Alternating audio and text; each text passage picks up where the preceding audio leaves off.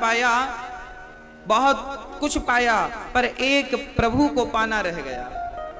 उस एक के बिना सबको पाना भी बेकार है। सब कुछ तो पाया, उस एक को नहीं पाया। इसलिए प्रार्थना है उस एक को पाइएगा जरूर। उस एक के बिना सब फीका है, सब अधूरा। एक जंगल में एक गीदड़ का बच्चा तड़प रहा था। उसकी मां ने उसे जन्म दिया, बेचारी मर गई। गीदड़ का बच्चा था। शेरनी वहां से निकली अपने बच्चों के साथ। शेरनी की निगाहें पड़ी कि भाई कोई बच्चा है तड़प रहा। शेरनी थी, दया आ गई। आती नहीं है दया, फिर भी संयोग देखिए आ गई।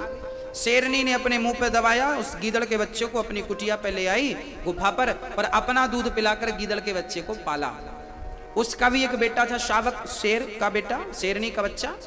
उसका बच्चा और गीदड़ का बच्चा दोनों एक साथ दूध पीने लगे, एक साथ रहने लगे, एक साथ खाने लगे, एक साथ बड़े होने लगे। दोनों की एज लगभग सेम थी।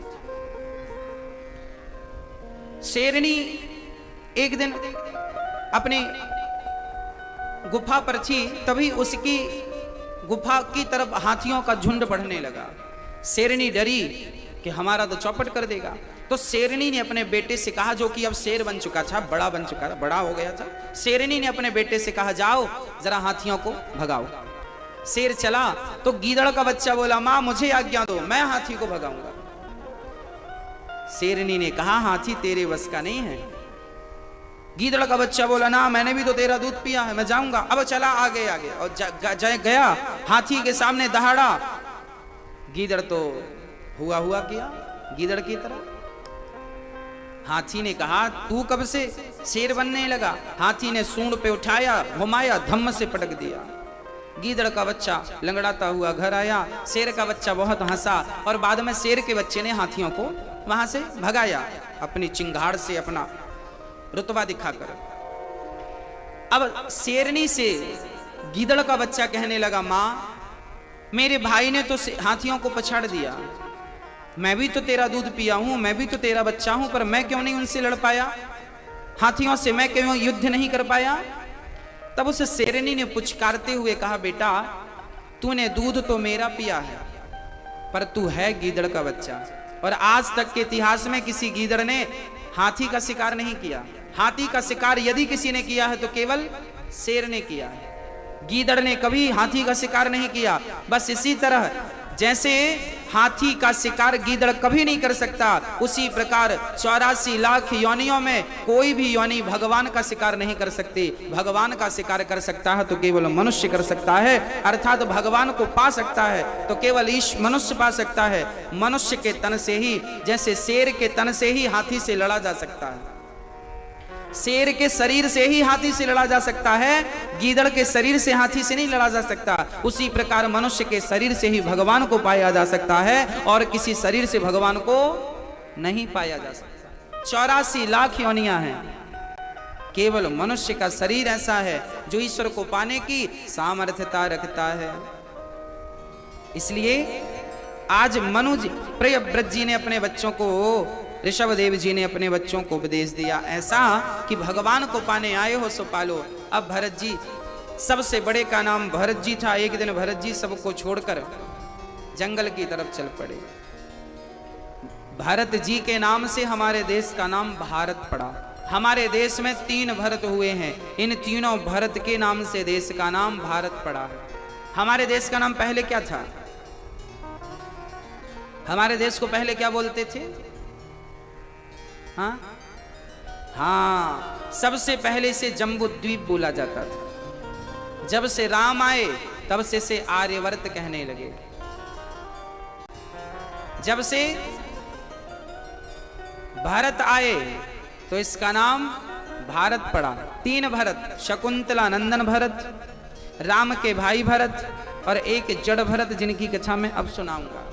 इन 3 भरत के नाम से देश का नाम पड़ा भारत। इसके बाद जब अंग्रेज आए तब उन्होंने एक नाम और दिया इस देश को, इंडिया। 4 नाम हो गए हमारे देश के, जम्बूद्वीप, आर्यवर्त, फिर एक नाम और है हमारा हिंदुस्तान। हाँ, हिंदुस्तान। तो हमारे देश के इतने नाम, हम जम्बू द्वीप वासी हैं। कौन हमारा द्वीप कौन सा है? जम्बू द्वीपे भारत खंडे भारत वर्षे आर्यावर्तांतर्गत। संकल्प में ये सब बोला जाता है।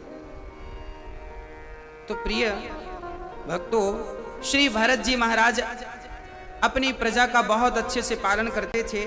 आज मन हुआ कि चलो घर परिवार का त्याग करके भरत जी छोड़कर चले गए और जंगल में गंडकी नदी, नेपाल में जो आज प्रेजेंट में बह रही है, गंडकी नदी जहां शालिग्राम भगवान प्रकट होते हैं। गंडकी नदी वही नदी है जहां शालिग्राम भगवान तुलसी का दल डालो चिपक करके आ जाते हैं। आज भी ये चमत्कार देखने को प्राप्त होता। प्रिय भक्तों, श्री भरत जी गंडकी के पावन तट पर बैठ करके केवल भगवान नाम जपते हैं, नारायण नारायण नारायण, प्रेम से जाप करके। तभी एक दिन भरत जी ने एक पानी में बहता हुआ एक मृग का बच्चा जा रहा था। एक मृगी पानी पीने आई, शेर ने दहाड़ लगाई, वो मृगी गर्भवती थी। शेर की दहाड़ सुनकर डर गई और उसने अकस्मात छलांग लगा दी, तो गर्भ पानी में गिर गया। शेर वो तो मर गई बेचारी मृगी, पर वो मृग का बच्चा पानी में तड़प रहा था। पानी बड़ा ठंडा था, बहुत तड़प रहा था। तभी भरत जी को दया आई कि इस बच्चे को मैं बचा सकता हूँ। कूद गए नदी में, बचाकर कुटिया पर ले आए। देखिए, जान बचाना बुरा नहीं था। भरत जी ले आए, आग के पास बिठाया, उसकी सर्दी दूर की, घास इत्यादि खिलाई, भूख मिटाई। भाई, जान बचाना अच्छा था, भोजन कराना अच्छा था, परंतु गलती क्या हो गई, भरत जी ने उस मृग के बच्चे से प्रेम कर लिया। मेरा मृग मेरा मृग, अब तो उसे गोद में बिठाएं तो कभी पीठ पर बिठा, अब तो मृग मृग मृग मृग करते करते इतना प्रेम बढ़ गया उस मृग से कि उठते बैठते खाते पीते सोते जागते बस मेरा मृग मेरा मृग मेरा मृग। जैसे आजकल आपने देखा होगा लोग कुत्तों को गले लगाए रहते हैं, मेरा कुत्ता मेरा डॉगी मेरा ये। भारत जी की भी क्या दुर्गति हुई पता है? मृग का चिंतन करते करते प्राण निकल गए। यमराज जी ने कहा आओ महाराज। भरत जी ने कहा हम कहां जाएं? यमराज ने कहा मृग का चिंतन करते करते प्राण निकले हैं, सो मृग बन करके जाओ। अंते यामती सागति, जाओ मृग बनकर आए हो, मृग का चिंतन करते मृग बन। भरत जैसे संत को दूसरी जन्म में मृग बनकर भेजना, भेज दिया। अब भरत जी उसी जंगल में मृग मृग, और अपनी वही कुटिया देख रहे हैं, मैं यही तो फंसा था मृग के चक्कर में। एक बार जंगल में लगी आग, सब तो भाग गए, पर भरत जी को लगा मृग का तन पाकर क्या करेंगे, इस तन से तो भगवान की भक्ति हो ना सकेगी। तब भरत जी ने जानबूझकर मृग का तन जला दिया। मृग का शरीर उन्होंने जला दिया आग में, और वो जल गए। पर भगवान का भजन का प्रभाव था कि उन्हें अपने पिछले जन्म की सारी स्मृति बनी रही। अब भरत जी ने तीसरा जन्म पाया, मनुष्य, पंडित जी के घर में जन्म लिया, ब्राह्मण का तन पाया। पिताजी कहते हैं मंत्र पढ़ लो, ये याद कर लो। भरत जी कुछ भी याद नहीं, चुपचाप बैठे रहते हैं, चिंतन करते हैं कि पिछली बार तो माया मोह में सब उलझ गए, इस बार चक्कर में नहीं पड़ना। भरत जी बिल्कुल चुपचाप बैठे भगवान का चिंतन करते हैं। एक दिन क्या हुआ, भरत जी के पिताजी चले गए। भरत जी प्रेम से बैठे हैं, उनके जाने का कोई दुख नहीं, उन्हें पता है कि जाना सबको एक दिन है, इसलिए भरत जी किसी के मरने पर रोते होते नहीं। और आप लोगों को भी किसी के मरने में रोना बिल्कुल नहीं चाहिए। भरत जी बिल्कुल नहीं रोए। और भरत जी के भाइयों ने, भौजाइयों ने घर से निकाल दिया। भरत जी निकल गए और एक बार भरत जी जंगल में पहुंचे तो वहां जंगल के कुछ भीलों ने भरत जी को पकड़ लिया था, तुम्हारी बलि चढ़ाएंगे। और बलि चढ़ाने सिर झुकाया, भरत जी ने सिर झुका लिया। बाद में भद्रकाली ने प्रकट होकर भरत जी की रक्षा की। एक दिन एक राजा, सिंधु सौवीर देश का राजा रहुगण पालकी पर चढ़ के जा रहा था गंगा सागर सत्संग करने। अचानक उनका एक कहार बीमार पड़ गया, तो भरत जी को उन्होंने पालकी पर लगा लिया। चलो आओ पालकी राजा की उठाओ। अब भरत जी संत थे, उन्होंने पालकी उठाई और चल पड़े।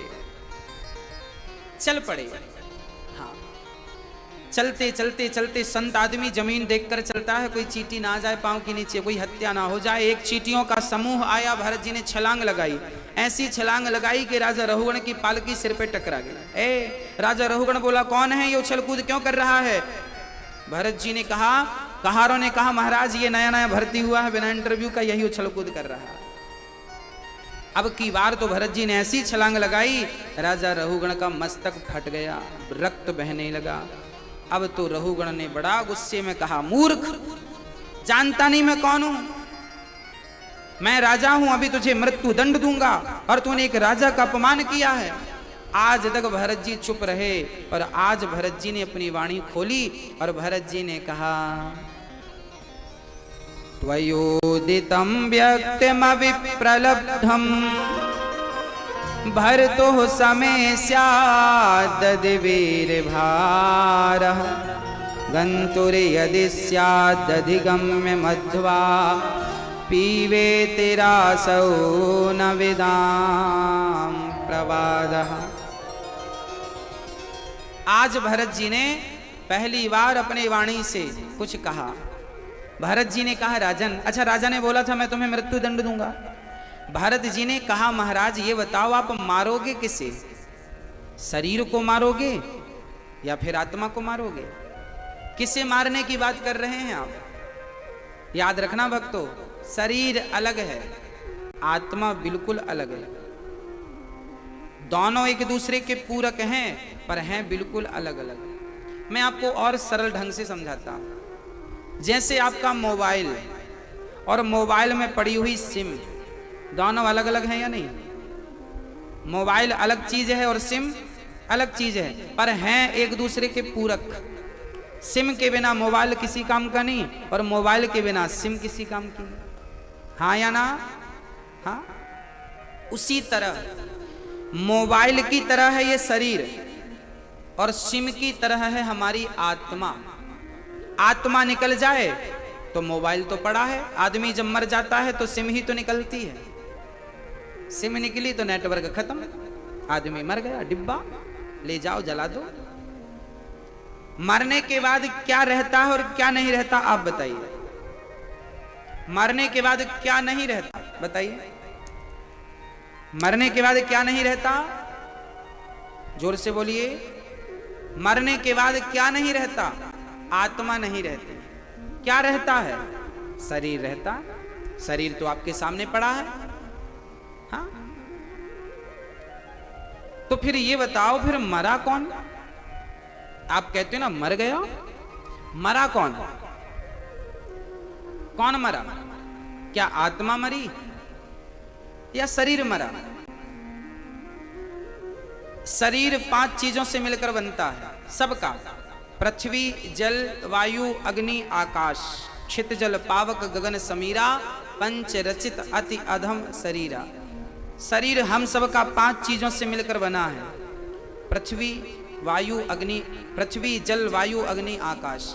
जब हमारी मृत्यु होती है तो हमारे शरीर को लोग जला देते हैं, है ना? किसे जलाते हैं? शरीर को। या तो जमीन में गाड़ते हैं या चिता पे जलाते हैं। तो शरीर में जो अग्नि तत्व था वो अग्नि तत्व अग्नि में मिल गया। शरीर में जो जल तत्व था वो जल जल में मिल गया, वाष्पीकरण हो गया, वाष्प बन गया। शरीर में जो मिट्टी तत्व था वो मिट्टी मिट्टी में मिल गई। शरीर में जो वायु तत्व था वायु में मिल गई। शरीर में जो आकाश तत्व था वो आकाश आकाश में। अब ये बताओ बचा कौन? बची आत्मा। आत्मा कहां गई? आत्मा कौन थी? आत्मा परमात्मा का स्वरूप थी। कैसे? जैसे हम दर्पण में देखते हैं हमारा चित्र दिखता, हमारा प्रतिबिंब कहते हैं उसे। जैसे दर्पण में हमारा प्रतिबिंब होता है उसी प्रकार ईश्वर का ही प्रतिबिंब हम सबकी आत्मा है। हम ईश्वर की संतान हैं। जैसे आप गंगा जाते हैं, गंगा जी जाते हैं तो आप गंगा जी से एक लीटर या 2 लीटर या 5 लीटर जल लाते हैं ना। गंगा जल सबके घर होता। तो गंगा जल सबके घर है परंतु वो सीमित है। एक लीटर है या 2 लीटर है या 10 लीटर है। जबकि गंगा का जल गंगा में सीमित नहीं है, असीमित है ना? अच्छा, आपने एक लोटे में गंगा जल भरा, तभी उस लोटे में सुअर ने अपना मुंह डाल दिया, तो वो जल शुद्ध रहेगा कि अशुद्ध हो जाएगा? बोलो, अशुद्ध हो जाएगा। एक लोटा जल में सुअर ने मुंह डाल दिया तो गंगा जल ही क्यों ना हो अशुद्ध हो जाएगा, पर गंगा जी में 100 सुअर जाकर कूद जाएं तो गंगा जल शुद्ध होगा? क्यों? क्योंकि वो असीमित है। गंगा का जल बहता हुआ वो असीमित है, जबकि लोटे का जल सीमित है। तो परमात्मा असीमित है। लोग कहते ना ईश्वर की असीम अनुकंपा है। असीम मतलब ईश्वर असीम है, असीम है, जबकि हम सीमित हैं। ईश्वर के गंगा से, ईश्वर के सागर से हमारे भीतर जो आत्मा है उसी का एक लोटा है। जैसे सागर का एक लोटा जल आप ले लो, है तो सागर का, परंतु अभी आपके पास लोटे में है। उसी प्रकार हमारे भीतर जो आत्मा है तो ईश्वर का ही स्वरूप। गंगा जल है तो गंगा का ही स्वरूप, पर वो सीमित है। हमारी आत्मा किसका स्वरूप है? ईश्वर का स्वरूप। इसलिए तो गोस्वामी जी कह रहे हैं ईश्वर अंश। आपके घर में गंगा की एक बूंद ही क्यों ना हो, कहलाएगी गंगा की, पर वो सीमित है। उसी प्रकार ईश्वर के ही अंश हम लोग हैं। आपके भीतर भी उसी ईश्वर की आत्मा है, मेरे भीतर भी उसी ईश्वर का पावर है। आत्मा एक लाइट है, साइंस उसे लाइट कहता है, प्रकाश कहता है। आत्मा एक लाइट एनर्जी है, पावर है। जब तक वो है काम कर रहा है। अच्छा, गंगा का जल आपके घर पर आया 1 लीटर, आपने उस 1 लीटर जल से कई बार आप अपने घर में छिड़कते हैं गंगा जल पूरे घर में। वो 1 बूंद जो गंगा जल आपने रसोई में डाला, अपने कमरे में छिड़क दिया, आंगन में छिड़क दिया, वो 1 बूंद जो छिड़क दिया वो कहां चला गया? बताओ। पानी कभी नष्ट नहीं होता, याद रखिएगा। हाँ, पानी की 1 बूंद यदि आपने आंगन में डाल दी तो आज ना सही वो पानी वाष्प बन करके उड़ जाएगा, हाँ या ना? और उड़कर कहां जाएगा? बादल बन जाएगा। और बादल बन के कहां जाएगा? फिर बरसेगा, फिर बरस के समुद्र में चला जाएगा। जितना पानी दुनिया में है वो सारा पानी एक ना एक दिन समुद्र में जाना है। डायरेक्ट जाए या इनडायरेक्ट जाए, वाष्पीकरण होकर जाना वही है। उसी प्रकार हमारी जो आत्मा है वो ईश्वर से निकली है। जैसे गंगा जल निकला गंगा से, आपके पास रहा, आपने शुद्धिकरण के लिए छिड़का तो फिर वाष्प बन के वो वहां चला गया जहां से आया था, इनडायरेक्ट। उसी प्रकार आत्मा आपके भीतर है, जब तक है सो है, निकलेगी तो कहां जाएगी? जहां से आई है सो वहां चलेगी, खत्म, आत्मा का काम पूरा। शरीर 5 चीजों से मिला था, 5 चीजें, 5 में मिल गई, शरीर खत्म, आत्मा खत्म। अब ये बताओ कि मरा कौन? मृत्यु किसकी हुई? मैया जी, ओ मेरी मां, बताइए मरा कौन? किसकी मृत्यु होती है? हम कहते हैं ना फलाना मर गया, ये मर गया। कौन मरा? सच्चाई तो यह है भक्तों कि मृत्यु किसी की होती ही नहीं। रियल सच्चाई है, मृत्यु किसी की नहीं होती। फिर लोग कहते हैं मर गया, लोग अज्ञानवश कहते हैं। जैसे आप सड़क पर जब गाड़ी ड्राइव करते होंगे, आगे बैठे होंगे, तो आपने कई बार देखा होगा गर्मियों के टाइम पे अधिकांश चीज देखने को मिलती है। जब गाड़ी पे आप बैठे होते हैं ना तो सामने ऐसा लगता है जैसे सड़क में पानी भरा हो, हाँ या ना? मृग मारीचिका बोलते हैं इसे हिंदी साहित्य में, भ्रांति भी बोलते हैं इसे। होता है या नहीं? प्रैक्टिकली हैं ये चीजें, आप भी देखते होंगे, हम भी देखते हैं। सड़क में पानी भरा है ऐसा महसूस होता है, जाकर देखो तो पानी है नहीं, पानी है नहीं, पर दिखता बिल्कुल पानी के जैसे है। उसी प्रकार मृत्यु है नहीं पर दिखती है कि मृत्यु है। भ्रांति है ये भी एक प्रकार की। अब इसे और मैं स्पष्ट कर दूं, आत्मा परमात्मा से मिल गई, शरीर 5 चीजों से मिलकर बना, 5 में मिल गया। मृत्यु किसकी? किसी की नहीं। भाई एक लड़की ससुराल छोड़कर, अब मायका छोड़कर एक दिन ससुराल चली जाती है, सदा सदा के लिए मायका छोड़कर सदा सदा के लिए ससुराल चली जाती है। उसी प्रकार ये संसार हम सब का मायका है और हम सभी को एक दिन मायका छोड़कर ससुराल जाना होता है। ससुराल जाने के दिन को ही, ससुराल जाने की घड़ी को ही लोग कहते हैं अपनी लैंग्वेज में कि मर गया। एक्चुअली वो मरा नहीं, ससुराल चला गया। मैं अभी अपने मायके में हूं, आप अपने मायके। ये संसार हम सबका मायका है और एक दिन हम सभी को ये मायका छोड़ के कहां। इसलिए भगवान को क्या कहा गया है? भगवान को कहा कि तुम हो एक अगोचर, सबके प्राण पति। इसलिए ईश्वर को पति कहा गया है, क्योंकि हम सभी मायके में हैं, पति के पास चली जाएंगे। आत्माएं, हम सबकी जो आत्मा है ना, आत्मा स्त्रीलिंग है। आत्मा होता नहीं है, आत्मा होती है। हाँ जी, आत्मा होता नहीं है, आत्मा तो होती है। और आत्मा एक दिन परमात्मा के पास चली जाएगी। तो जीव आत्मा का परमात्मा से मिलन ही मृत्यु है। उसे सामान्य भाषा में मृत्यु कहा जाता है, जबकि आध्यात्म दृष्टि से कोई ये नहीं कहता कि मर गए। संत लोग कभी ये नहीं कहते फलाने जी मर गए। संत लोग हमेशा कहते हैं फलाने जी विलीन हो गए, पंच तत्वों में लीन हो गए। मतलब 5 तत्वों से बने थे, पंच तत्वों में लीन। पंच तत्वों में लीन होने को ही लोग मृत्यु कहते हैं। सच्चाई यह है कि आप कभी नहीं मरेंगे। सच्चाई यह है कि आप भी कभी नहीं मरेंगे और सच्चाई यह है कि हम भी कभी नहीं मरेंगे। गीता में लिखा है, नैनम छिंदन्ति शस्त्राणि नैनम दहति पावका। आत्मा अविनाशी है, अजन्मा है, अमर है, कभी नहीं मरती, पर अज्ञानवश मृत्यु दिखती। अब एक प्रश्न और खड़ा है महाराज जी, चलिए हम बात मान लिए आपकी, पर ये तो बताइए फिर इस संसार में हमने जो पुण्य किया, हमने जो पाप किया, इस पाप और पुण्य का फल कौन भोगेगा? चलो आत्मा तो कौन भोगता? अच्छा आप बताओ। हमारे जीवन में किया हुआ पाप और पुण्य, इसका भोगता कौन है? कौन भोगेगा? कौन? हमारे सबके भीतर 3 शरीर होते हैं। हमारे कितने शरीर होते हैं? 3। पहला शरीर ये है जिसे आप देख रहे हैं, जिसे हम स्थूल शरीर कहते हैं। एक शरीर और होता है जिसे हम कारण शरीर बोलते हैं, जिसके कारण मनुष्य तन मिला, जिसके कारण चींटी का तन मिला, जिसके कारण हाथी का तन मिला, उसी को कारण शरीर बोल देते हैं ज्ञानी जन। पर कारण शरीर तो संत जन कहते हैं नष्ट हो जाता है, कारण नष्ट हो जाता है, कभी ना कभी तो होगा। तो कारण शरीर को बहुत महत्व नहीं देते। एक दूसरा और शरीर है, तीसरा, जिसे सूक्ष्म शरीर कहते हैं। एक शरीर ये है स्थूल, एक और है सूक्ष्म शरीर। वो सूक्ष्म शरीर जो है वही हमारे सुख और दुख का, पाप और पुण्य का भोक्ता बनता। अब आप कहेंगे महाराज जी वो तो किसी ने देखा नहीं।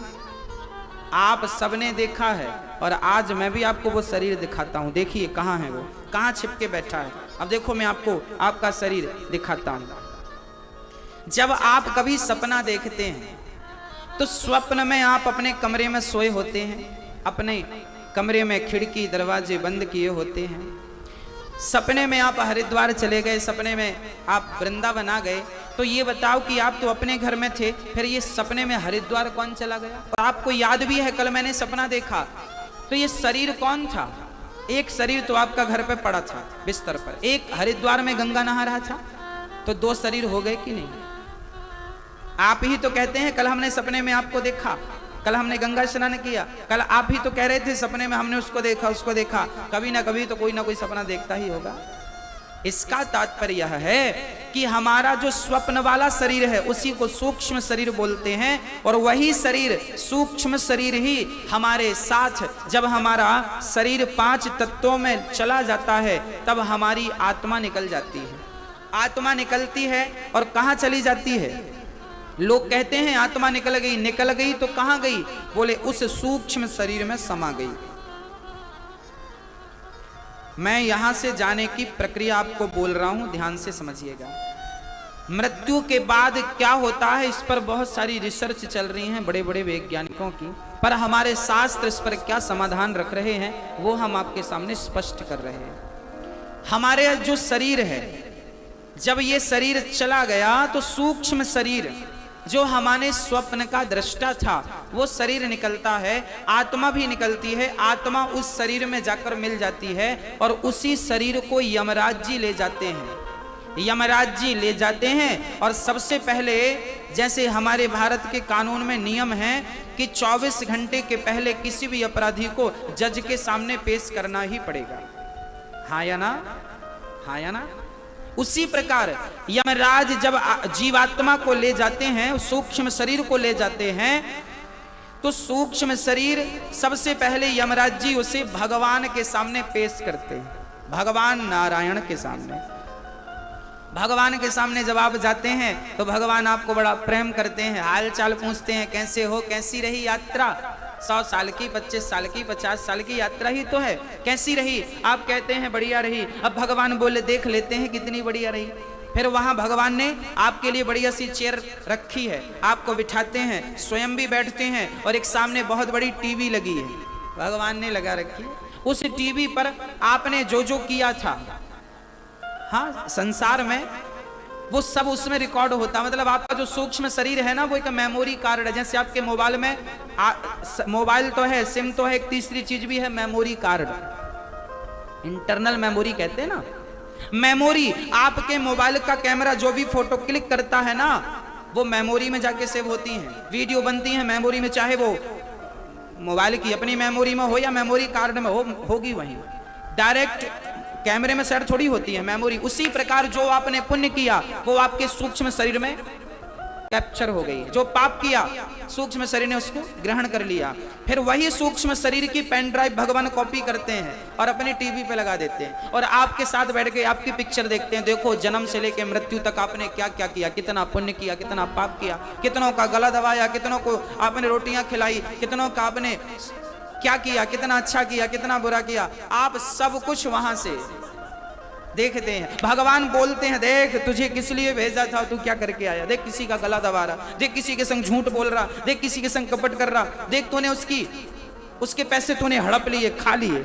भगवान देखते हैं और फिर यमराज जी वहां खड़े होकर हिसाब करते हैं। हिसाब कितना किया, पूरी पिक्चर खत्म। भगवान बोले इनका हिसाब कितना? यमराज जी ने कहा इनके 100 ग्राम पुण्य निकले हैं और 5 किलो पाप निकले हैं।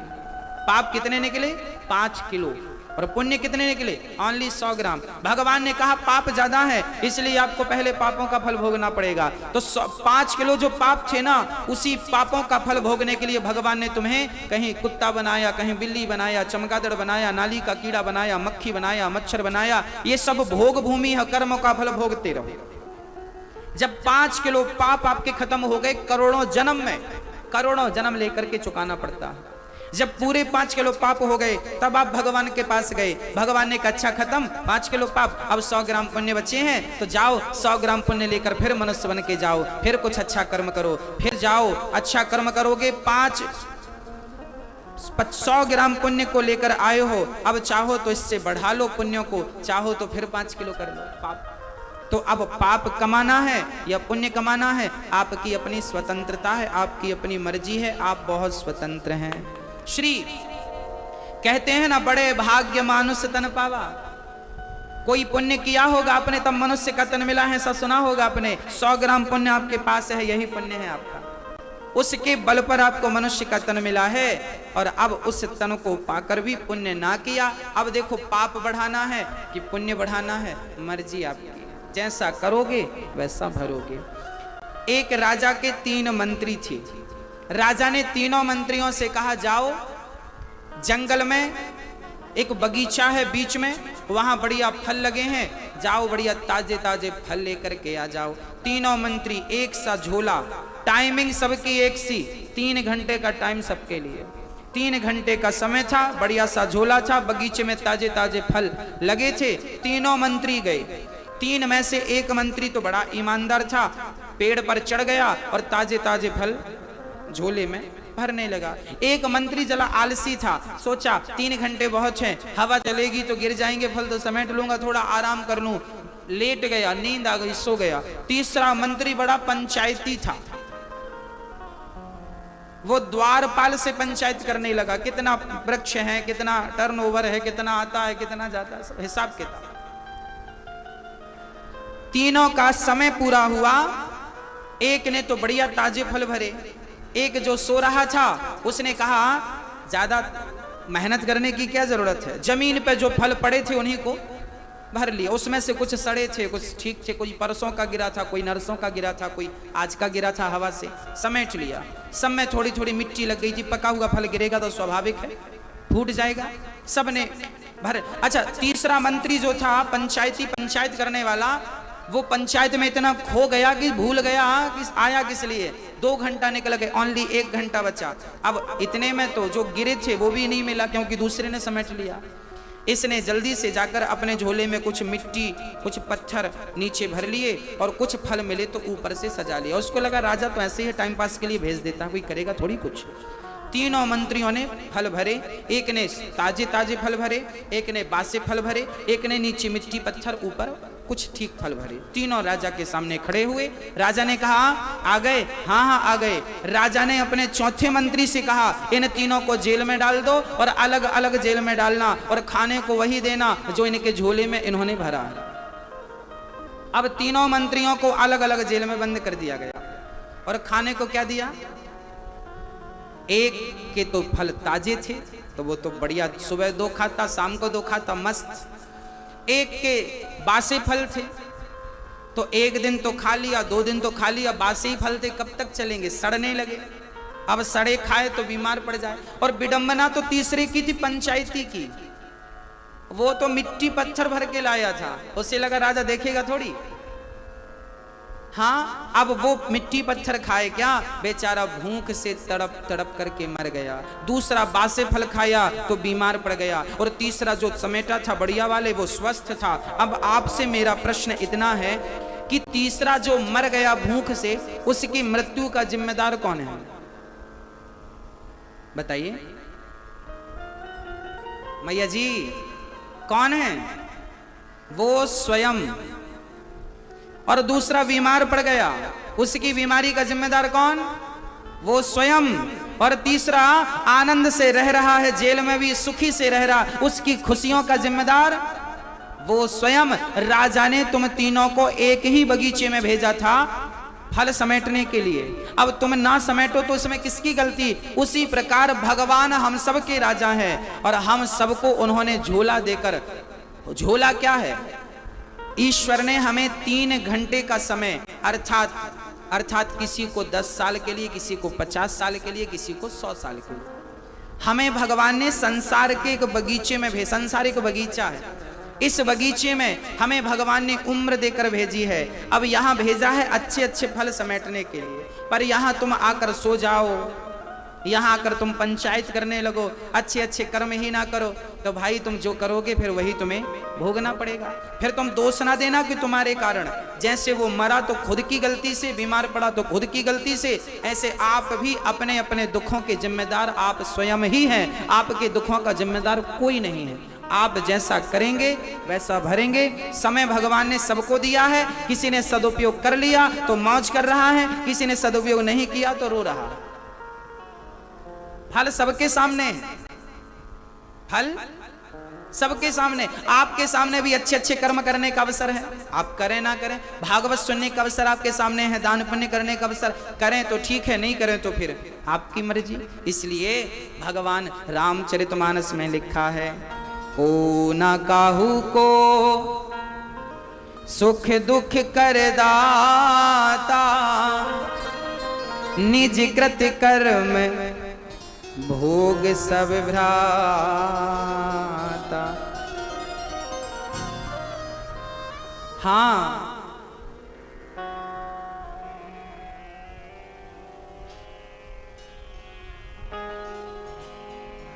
इसलिए हम कहते हैं कि अभी तो जगाया है, अब ना सो जाना। अभी जगा दिया है, अब सो मत जाना, नहीं तो काम बिगड़ जाएगा। आत्मा क्या है, शरीर क्या है, ये जो भागवत जी में ये जो ज्ञान तत्व है ना, ये बड़ा टफ है, बड़ा कठिन है। ना इसे लोग समझ पाते हैं, ना इसे समझा पाते हैं। समझना तो सरल है, समझाना कठिन है। ये जो आत्मा है, शरीर है, जब इस मर्म को भरत जी ने जड़ रहुगण को कहा, रहुगण चरणों में गिर पड़ा, महाराज मेरा ज्ञान मिट गया, मैं कौन हूं पता चल गया, मैं एक आत्मा हूं, अविनाशी हूं। जबरदस्ती संसार के लोगों को अपना मान बैठा हूं। भरत जी ने 28 प्रकार के नरकों का भी वर्णन किया। जो जैसा कर्म करता है उसे वैसे नरक में जाना पड़ता है। यहां भी नरक है, वहां भी नरक है, यहां भी स्वर्ग है, वहां भी स्वर्ग है। अच्छा, स्वर्ग क्या है और नरक क्या है, इसका एक छोटा सा एग्जाम्पल मैं आपको दे दूं, इस पूरे प्रसंग को फिर आज पूरा करूं। देखिए होता क्या है, एक व्यक्ति था, एक आदमी था, बहुत सुंदर था, उसकी पत्नी बहुत सुंदर थी, उसके पास आलीशान बंगला था, बड़ा नाम था, बड़ा पैसा था, हीरे मोती की कमी नहीं थी। एक ही बेटा था और बहुत उसकी सेवा में 100-200 लोग बिल्कुल लगे रहते, बहुत पैसे वाला था, अरब खरबपति आदमी था, अरब खरब करोड़ों बिजनेस, बहुत सारी फैक्ट्रियां, लाखों लोग काम करते थे। घर में ही उसके 100 लोग नियुक्त थे सेवा के लिए। एक लौता बेटा था, उसके जीवन में ना कोई दर्द था, शरीर में ना कोई कमी थी, बहुत आनंद से। अब बताओ इसकी जिंदगी क्या स्वर्ग की जिंदगी से कम है? इसी को कहते हैं स्वर्ग का सुख। खाने को सब कुछ है, शरीर निरोगी है, बच्चा है, पत्नी है, सब कुछ है। अकस्मात 20 साल का जब बेटा हुआ तो बच्चा चल बसा, किसी कारणवश उसका स्वर्गवास हो गया, चल बसा। उस आदमी का जब बेटा मरा तो वो व्यक्ति बिल्कुल टूट गया। अभी जितना सुखी था उतना ही वो अपोजिट दुखी हो गया। क्या अर्थ है? अब वो करोड़ों की संपदा दो है पर उसके लिए अब वो बेकार सी लग रही है। मतलब अभी वो स्वर्ग में था और अभी वो कहां आ गया? नरक में। अब उसके जीवन में सिवा परेशानी की, सिवा टेंशन के कुछ नहीं है। सब कुछ होने के बाद भी एक टेंशन है, एक परेशानी है, डिप्रेशन में चला गया, परेशान हो गया। मतलब स्वर्ग में था, नरक में। यहां ही स्वर्ग है और यहां ही नरक है। कई लोग स्वर्ग में रहते हैं, कई लोग नरक में रहते हैं। जो चिंता मुक्त हैं वो स्वर्ग में रह रहे हैं और जो चिंता से ग्रसित हैं वो सब नरक में रह रहे हैं। अब आप देख लो कि आप कहाँ हैं। यदि चिंताएं हैं तो फिर नरक में हो आप, और चिंताओं से मुक्त हो तो फिर स्वर्ग में हो आप।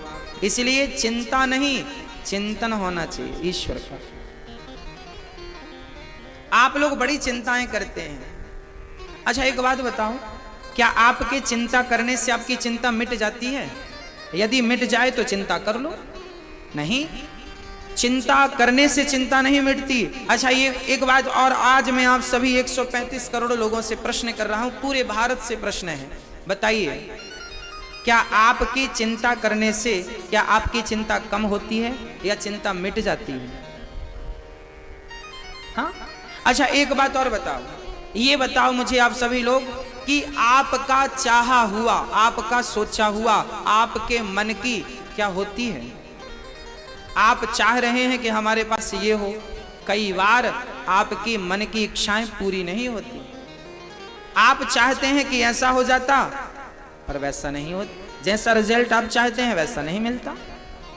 आज तक किसी के मन की हुई नहीं, हमारे मन की नहीं हुई, होगा वही जो परमात्मा चाहेंगे, उसके मन की होती है। इसलिए हम तो कहते हैं अपने मन की छोड़ दो, जो भगवान के मन की है उसकी मन की में खुश रहो। ईश्वर तेरी मर्जी है वही ठीक है। आज हम भूखे हैं तो समझ लो कि ईश्वर की इच्छा है, उसकी इच्छा में खुश रहो। आज आपने खा लिया, समझ लेना आज ईश्वर की इच्छा है सो आपने खा लिया।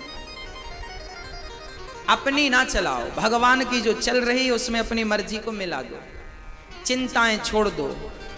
आप लोग चिंता करते हैं। अच्छा मुझे एक बात बताओ, आप लोग भगवान पर विश्वास करते हैं या नहीं? कौन कौन करता है? किस किस को बहुत विश्वास है भगवान पर? है? चलो हाथ नीचे करो। अब आप ये बताओ, आप में से कितनों को टेंशन है? आज हम आपकी टेंशन मिटा ही देंगे, आपको लिखित में दे सकते हैं। आज के बाद आपकी कोई टेंशन नहीं रह जाएगी। बस मुझे ये बता दो, टेंशन किस किस के पास है? जिसके पास थोड़ी है, ज्यादा है, हाथ उठाओ। टेंशन है? हाथ उठाइए। टेंशन वाले हाथ उठाएं, सबको टेंशन। अब नीचे करो। अभी आपने कहा हमको भगवान पर पूरा विश्वास है, अभी आप ये भी कह रहे हैं हमको टेंशन है। अब एक छोटा सा काम और कर लो, आप जरा अपना मुंह फुलाओ ऐसे और अब ठहाका लगाओ। मैया जी लगाओ ठहाका। अब ये बताओ, अब ये दोनों काम एक समय में करके दिखाओ। ठहाका भी लग जाए और मुंह भी फूल जाए, एक समय पे दोनों काम करो। क्या संभव है? कदापि नहीं। जैसे गाल फुलाना और ठहाका लगाना दोनों काम एक समय में नहीं हो सकते, उसी प्रकार आप लोग कह रहे हैं कि हमें विश्वास भी है और दूसरी तरफ कह रहे हैं टेंशन भी है। जब विश्वास ही कर लिया तो चिंता किस बात की है? और चिंता ही किए हो तो फिर विश्वास कैसा है? दोनों चीजें एक साथ तो नहीं हो सकती। और यदि हैं तो फिर कोई एक चीज कम है, या तो विश्वास कम है।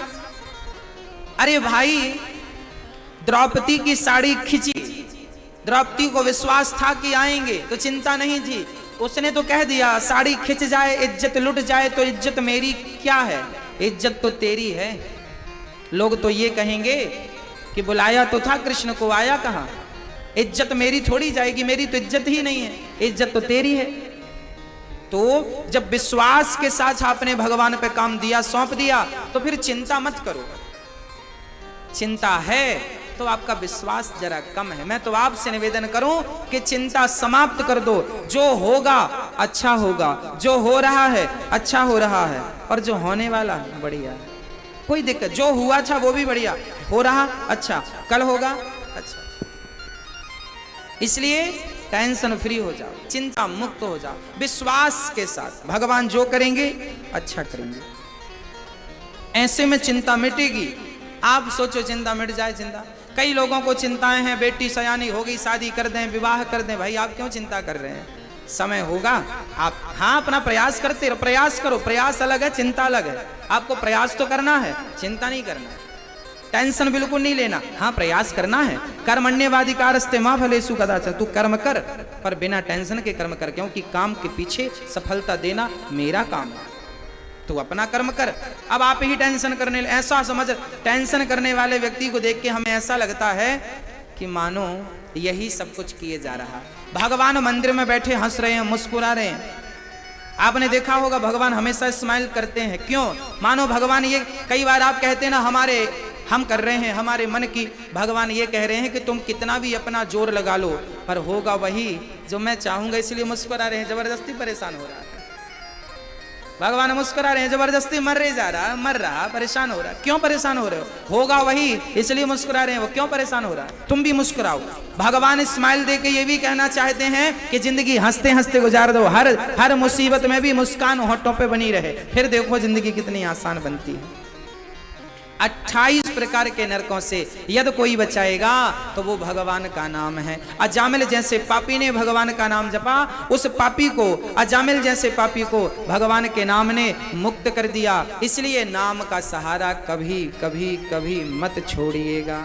नाम, अजामिल नाम के एक पापी थे, पंडित जी थे, बहुत पापी थे। मरते समय आपने भगवान का नाम लिया था।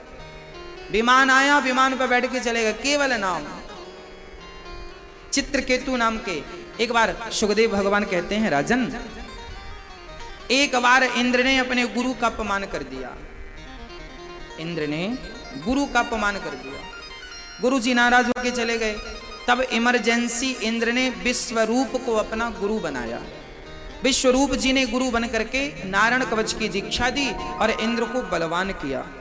इंद्र को बलवान करके राक्षसों को पराजित किया। देवराज इंद्र फिर राजा बने स्वर्ग के। इंद्र को बड़ी प्रसन्नता हुई, ये गुरु जी बढ़िया हैं। तब इंद्र ने अपने गुरु से यज्ञ कराया और यज्ञ में गुरु जी ने राक्षसों को भी आहुति दे दी, क्योंकि वो सबको एक समान मानते थे। विश्वरूप ही नाम था उनका। उनकी नजर में कोई छोटा, कोई बड़ा, कोई ऊंचा, कोई नीचा नहीं था। इंद्र को बड़ा गुस्सा आया, गुरु जी ने राक्षसों को आहुति दे दी। इंद्र ने अपने गुरु का सिर वज्र से काट दिया। इंद्र को ब्रह्म हत्या लगी। इंद्र ने 4 लोगों में अपनी ब्रह्म हत्या बांट दी। पृथ्वी, स्त्री, वृक्ष, जल। पृथ्वी में हत्या ऊसर बंजर भूमि के रूप में दिखती है, स्त्रियों में वो हत्या रज के रूप में दिखती है, वृक्षों में वो हत्या गोंद के रूप में दिखती है, और जल में वो हत्या झाग के रूप में दिखती है। इंद्र ने 4 में ये हत्या बांट दी। इंद्र तो ठीक हो गए, पर विश्वरूप के पिता त्वष्टा ने यज्ञ किया, वृत्तासुर को प्रकट किया, जाओ इंद्र को मार करके आओ। वृत्तासुर नाम का एक दैत्य इंद्र को मारने चल पड़ा।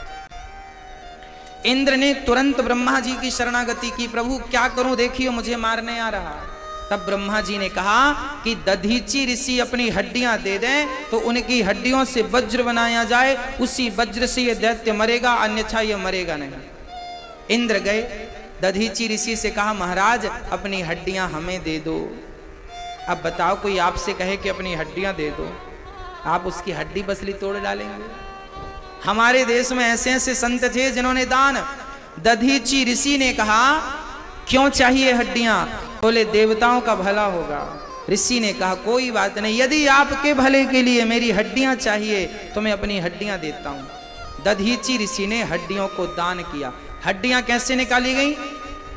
दधीची ऋषि के शरीर पे खाद्य पदार्थ लगाए गए और गायों से चटवाया गया। गायों ने चाट चाट की पूरी चमड़ी निकाल दी, केवल हड्डी बची। ऐसा दान दधीची ऋषि ने किया। नाम सुना होगा आपने दधीची ऋषि का। दधीची ऋषि की हड्डियों का जो वज्र बना, उसी वज्र से विश्व वृत्तासुर नाम का एक दैत्य जो आया, इंद्र ने युद्ध किया।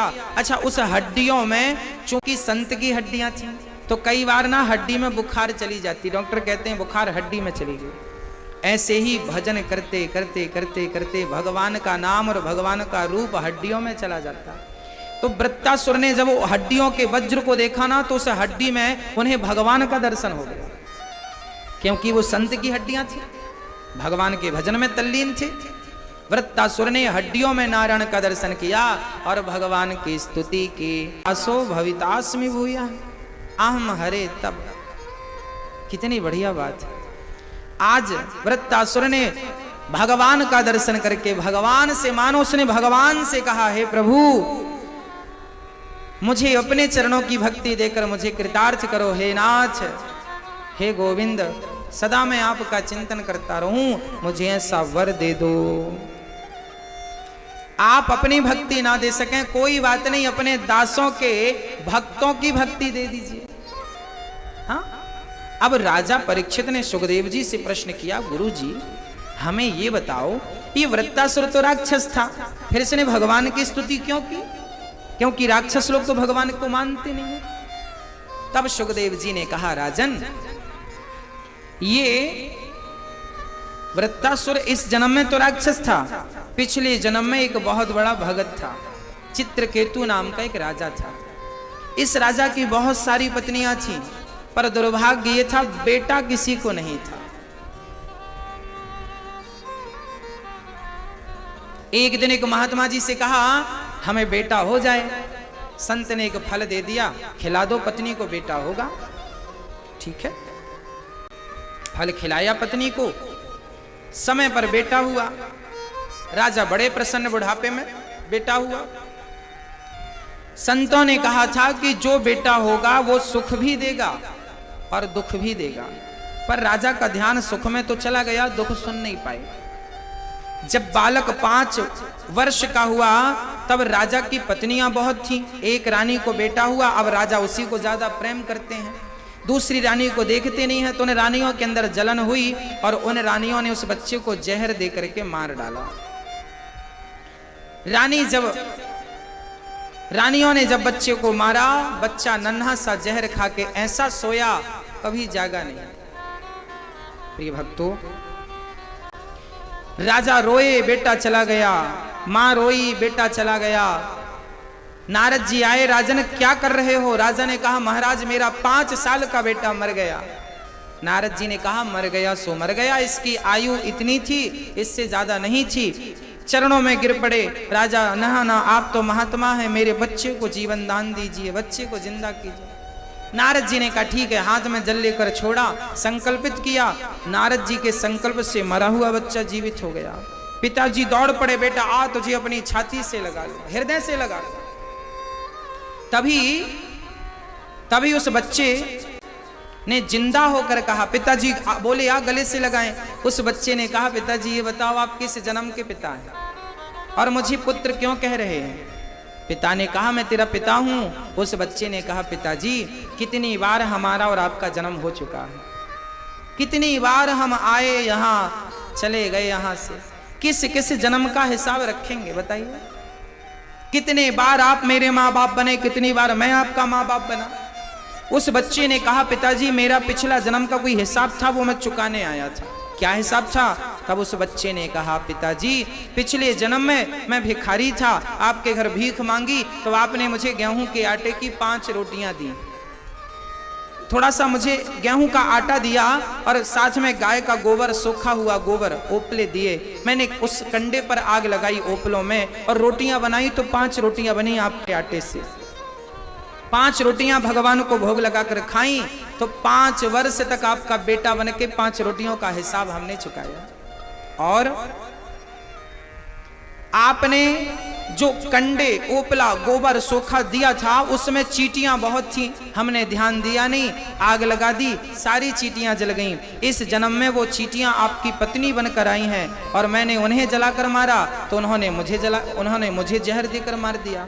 मैंने पिछले जन्म में जिनके संग अच्छा किया था वो इस जन्म में मेरे संग अच्छा कर रहे हैं, मैंने पिछले जन्म में जिनके संग बुरा किया था इस जन्म में वो मेरे संग बदला ले रहे हैं। ये बिल्कुल सही बात।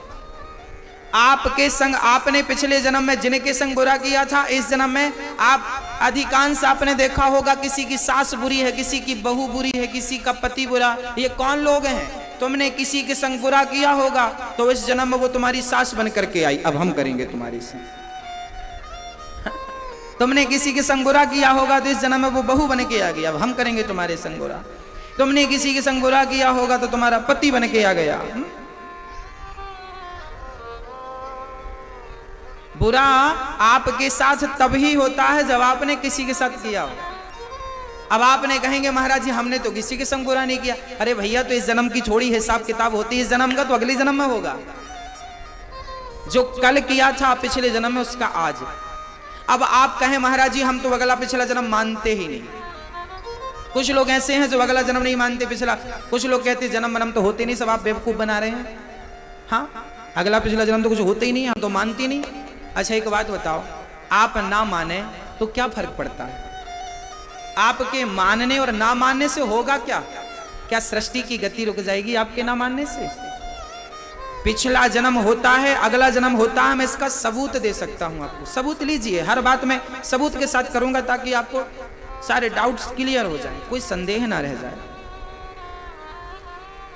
एक ही दिन में, एक ही समय पर, एक ही तारीख, एक ही मुहूर्त, एक ही समय पर 2 बच्चे पैदा होते हैं, एक अमीर के घर, एक गरीब के घर।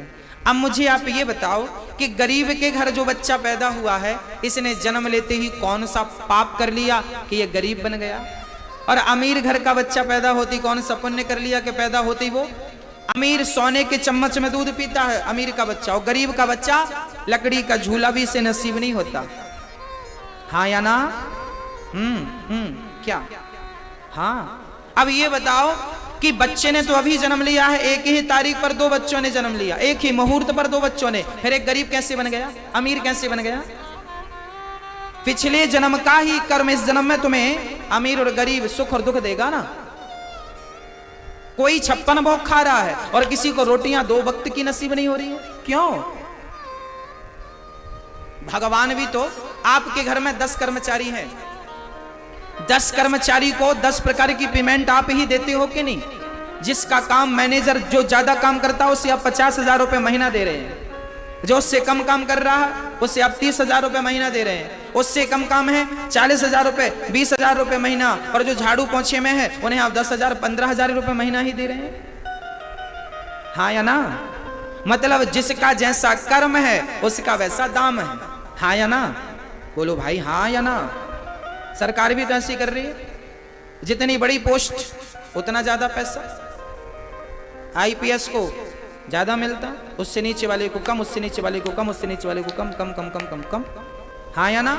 हाँ। तो आपके अच्छे कर्म पर आपका धन निर्भर करता। जैसा कर्म होगा, जैसा काम वैसा दाम। उसी प्रकार जैसा कर्म आपने किया पिछले जन्म में, वैसा आज आपको मिल रहा है। अमीरी गरीबी आपके कर्मों से मिलती है, सुख दुख आपके कर्मों से मिलता है। कोई सुख नहीं, कोई किसी को दुख नहीं। पितामह भीष्म को बाणों की सैया मिली थी तो उनके भी कर्म थे। एक सर्प को कांटों में फेंका था, उसका फल इस जन्म में मिला कि उन्हें खुद कांटों की सैया पर लेटना पड़ा, बाणों की सैया पर।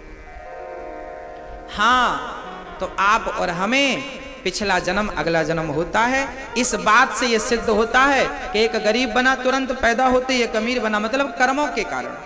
तो आप अच्छे कर्म करेंगे, जो पिछले जन्म में किया आज मिल रहा, आज करेंगे कल मिलेगा। को न काहू को सुख दुख कर दाता, निज कृत कर्म भोग सब भ्राता।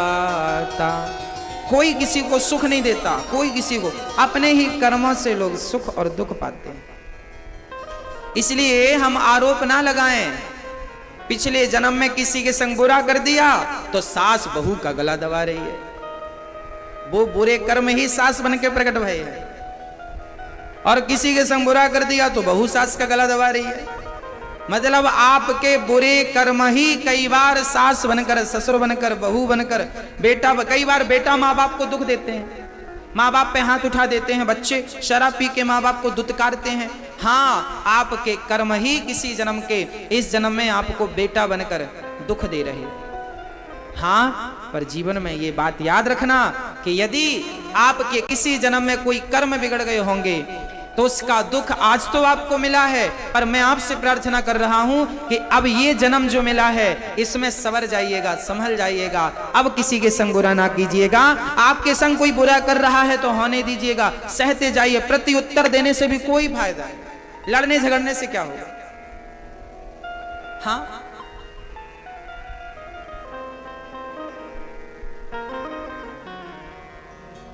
इसलिए झगड़ने से कोई फायदा नहीं। आपको कोई गाली दे रहा है, चुपचाप सहते रहिए, बोलते रहिए, सुनते रहिए। गाली के बदले गाली, फिर आपको लगे कि देने से ठीक हो जाएगा तो फिर कभी कभी दे दीजिएगा, देख लो उसका भी फल देख लीजिएगा। पर हमारे हिसाब से तो जीवन में हमें सहनशीलता बढ़ानी चाहिए और कोई उत्तर नहीं। ये समझना चाहिए कि हमारे ही अपने कर्मों का फल मिल रहा, हम दोष किसे दें, किसे दोषी ठहराएं? हम आपको दोषी ठहराएं? राम वनवास गए, इसमें दोषी किसे ठहराएं बताओ? कैकेयी को ठहरा दें, मंथरा को ठहरा दें, भरत जी को ठहरा दें, किसे ठहराएं? अरे राम के वनवास जाने में ना कैकेयी दोषी थी, ना तो मंथरा दोषी थी, ना तो भरत जी दोषी थे। यदि दोषी कोई था तो राम के वनवास जाने में स्वयं राम ही कारण थे। राम जिनकी मर्जी के बिना पत्ता नहीं हिलता, उन्हें भाई वनवास कौन भेजेगा ये तो बताओ। राम की मर्जी से ही राम वनवास गए। कैकेयी और मंथरा तो कारण बन गई, निमित्त बन गई। जो करेगा वही भरेगा।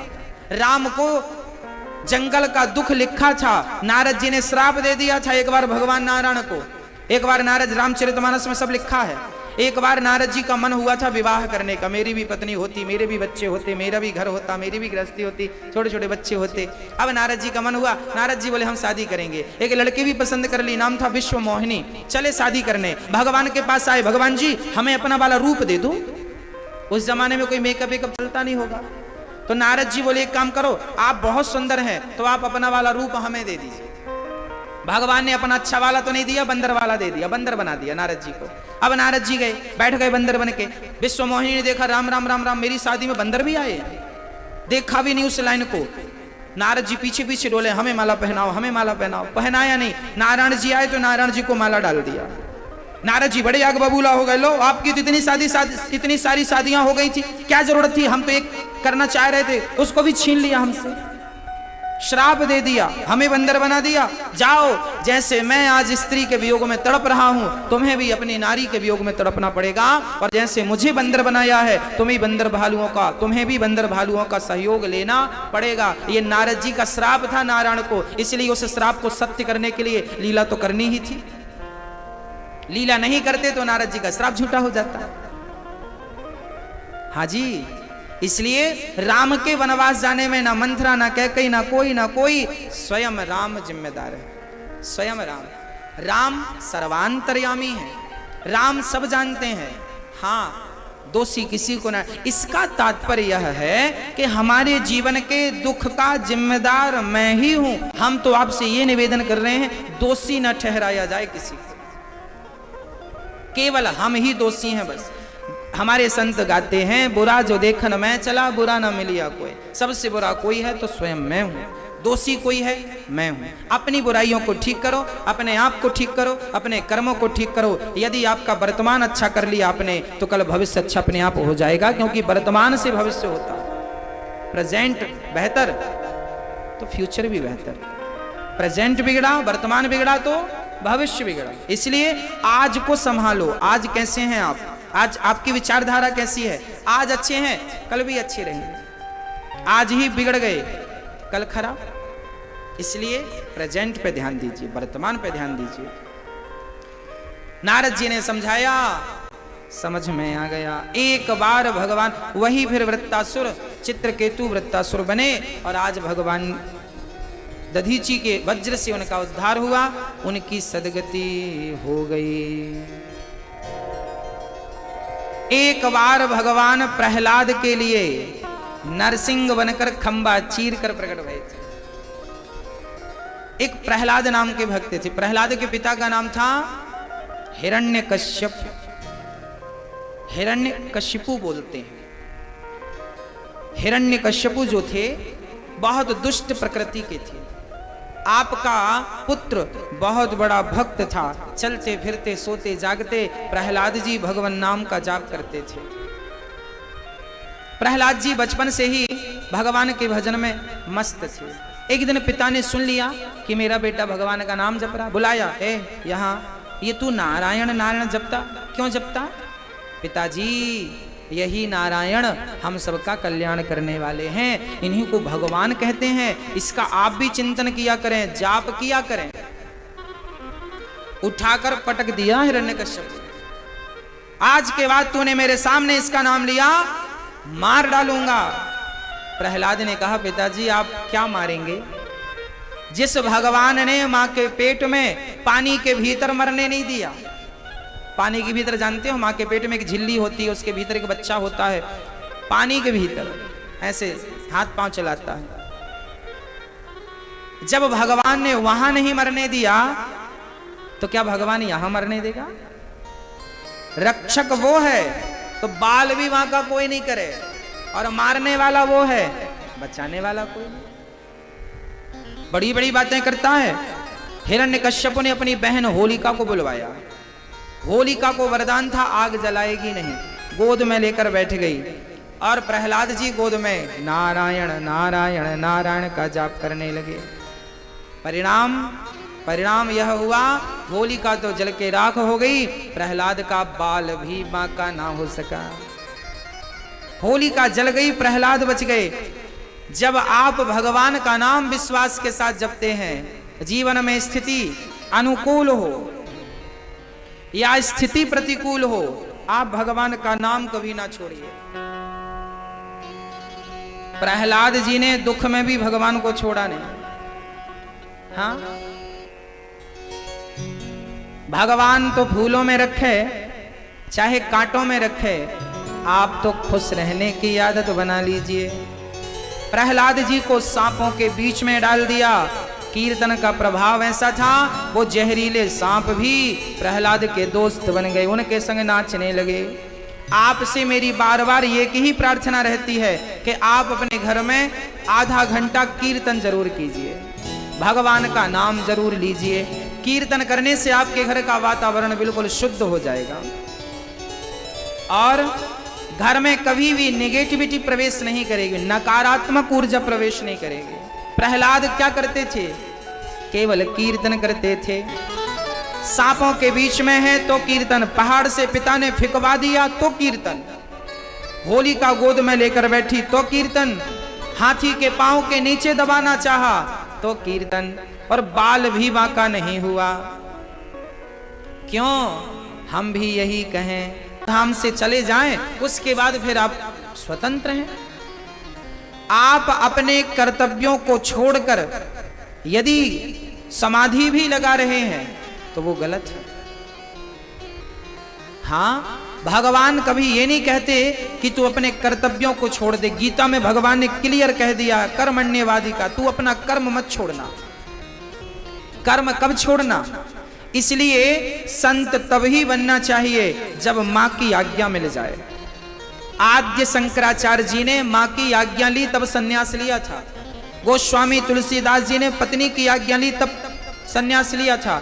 बिना शादी के बाद पत्नी की आज्ञा, और शादी नहीं है तो मां की आज्ञा, और फिर कोई नहीं है तब फिर आप ले सकते हैं। मां बाप को छोड़कर भजन करने निकलोगे तो वो भजन पाप बन जाएगा। जैसे जैसे घी अमृत है और शहद भी अमृत है, पर दोनों को मिला दिया जाए तो दोनों पॉइजन हो जाएगा, जहर बन जाएगा। दोनों अमृत है, दोनों अच्छे हैं, पर दोनों को मिलाओ तो जहर है। उसी तरह भगवान की भक्ति तो अमृत है और माँ बाप की भक्ति भी अमृत है, पर माँ बाप की सेवा छोड़ के कोई भक्ति की तरफ बढ़े तो वो भक्ति उसके लिए जहर हो जाएगी। माँ बाप कर्मण्यवाद, गीता में भगवान कृष्ण कह रहे हैं तेरा कर्तव्य है पहले माँ की सेवा करना। पिता की क्या क्या क्या अर्जुन ने अपनी माँ कुंती को छोड़ दिया? बोलो, नहीं ना। क्या राम ने अपनी माँ कौशल्या को छोड़ दिया? नहीं। माँ बाप की सेवा आपका परम कर्तव्य है। इसलिए पहले अपने कर्म करो, फिर बाद में भगवान का। काम करते हुए ही भगवान का भजन करना। मैंने आपसे कल कथा में ये बात समझाई थी कि काम करते हुए भी भगवान का नाम जपा जा सकता है, भगवत भक्ति की जा सकती है। भागने से कल्याण नहीं होगा। सेवा ही भक्ति है, सेवा ही भक्ति। माँ की सेवा करो, पिता की सेवा करो, माँ बाप की आंखों में आंसू मत आने दो, और सेवा करने के लिए इतने सामर्थ्यवान बनो कि सिर्फ अपने माँ बाप की नहीं अपितु औरों के माँ बाप की भी आप सेवा करने लग जाएं। जिनको आवश्यकता उनकी भी आप सेवा करो। हाँ, हमने उस बच्चे से ये भी कहा कि बेटा कल को हम भी सब छोड़ के जंगल चले जाएं, बताओ फिर क्या होगा? जिन माँओं की सेवा ये दास अनिरुद्ध करने का सोच रहा है, क्या ये किसी भजन से कम है? क्या भक्ति ये नहीं है जो ये दास कर रहा है? हाँ, मेरे हिसाब से और शास्त्रों के हिसाब से सेवा को ही भक्ति माना गया है। सेवा, इसलिए हम सनातन हिंदू धर्म में सेवा को प्रधान कहा गया। अतिथि की सेवा, माँ की सेवा, अतिथि देवो भव। फिर पत्नी पति की सेवा कर, हमारे यहाँ सेवा ही तो की जाती है। पत्नी पति की सेवा करती है, बच्चे माँ बाप की सेवा करते हैं, अतिथि हम लोग सेवा ही तो करते हैं। हम सेवा करने वाले लोग हैं, हम सेवा को ही भगवान की भक्ति मानने वाले लोग हैं। घर परिवार में रहकर माँ बाप की सेवा करते हुए भी ईश्वर का चिंतन किया जा सकता है। महाराष्ट्र के एक भक्त हुए हैं कुंडलीक, नाम सुना होगा। कुंडलीक अपने माँ बाप की सेवा पहले नहीं करते थे। पहले माँ बाप उनकी शादी हुई तो पत्नी ने कहा माँ के पास बहुत जेवर है, गहना है, देखो कहाँ है। तभी माँ बाप तीर्थ यात्रा पे जाने लगे तो कुंडलीक भी पीछे पीछे जाने लगा। गंगा जी पहुंचे काशी तो कुंडलीक अपने माँ बाप के सो जाने पर उनके झोले की तलाशी ले रहा था कि माँ सोना चांदी रख के लाई है, सोना चांदी लेके मैं चला जाऊंगा। तलाशी ले ही रहा था तभी वहां से गंगा मैया प्रकट होके आई और वो गई तो उसने देखा सुंदर सी स्त्री है, कहाँ जा रही है? देखा तो वो एक संत जी का दर्शन करके लौट रही थी। जब गई थी तो बड़ी गंदी थी, वापस आई शुद्ध हो गई। कुंडलीक ने कहा देवी कौन हो? उसने कहा मैं गंगा हूं। तो आप जब गई थी तब तो आपके वस्त्र गंदे थे, आपका रंग भी काला था, आई तो आपके वस्त्र श्वेत हो गए और आप भी सुंदर हो गई, क्यों?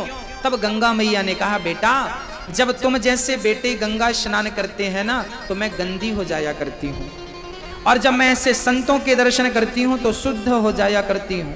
मैं तुम्हारे पिता का दर्शन करके लौट रही हूँ। तुम्हारे पिता बहुत बड़े भगत हैं और तुम अपने पिता की तलाशी ले रहे हो। जिस बाप की सेवा करना चाहिए था तुम्हें, जिस माँ की सेवा करनी चाहिए थी, उस माँ बाप पर तुम संदेह करते हो कि वो तुम्हारा सोना चांदी लेके आए हैं।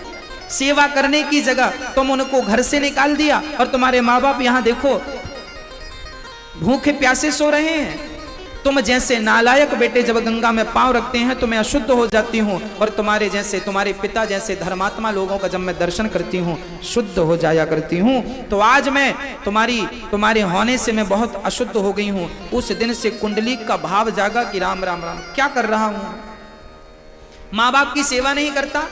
तुरंत उसने अपने माँ बाप को गाड़ी पर बिठाया, स्वयं बैल बन के बैलगाड़ी चलाया और माँ बाप को घर ले गया। चरण सेवा की, सब कुछ किया और इतनी सेवा की कि अंत में कुंडली के पास भगवान आए और द्वार पर खड़े हो गए। बेटा कुंडली के मैं आया हूँ, भगवान हूँ, तुम सेवा की हो ना माँ बाप की, इसलिए मैं तुम्हारे घर आया। तो कुंडली ने ईंट फेंक दी बाहर की तरफ, बोले इस पे खड़े हो जाओ।